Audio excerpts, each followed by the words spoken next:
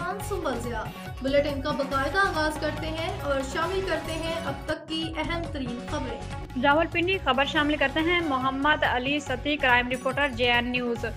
بانی PTI عمران خان سے ملاقات نہ کروانے پر PTI لیڈرشپ کی جانب سے احتجاج کی کال۔ پولیس کی بھاری نفری اڈیالہ جیل کے باہر موجود ہیں۔